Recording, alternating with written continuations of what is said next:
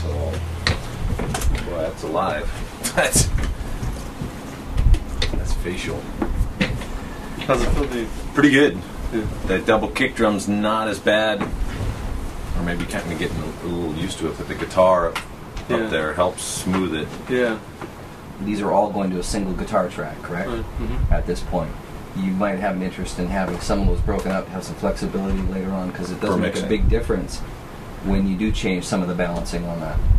Whether you know, it's with the one track, if you're committing to the single track, you are pretty much going to have to solve the changing or shaping of it through EQ later on. And in your past experience, you just go with one single track, and that's your kind of you've made a decision. Ambience. There's the sound we want. The decision, and then we move forward. And that's something I thought should come up for discussion. And then you hit on the other thing, which is we haven't put in a room mic or any type of room ambience at this point.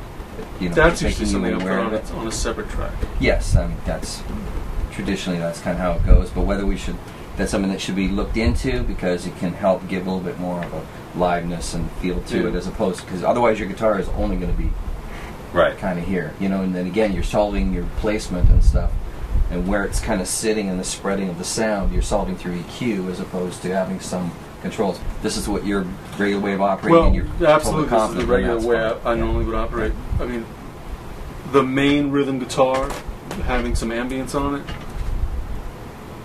I'd put, working with Rick over the years, I'd put a big chunk of dough down saying that track never gets listened to. Right. It's different for clean things and for like little, you know, little bits and little things, but for the dude that's driving, it's a dry, you know.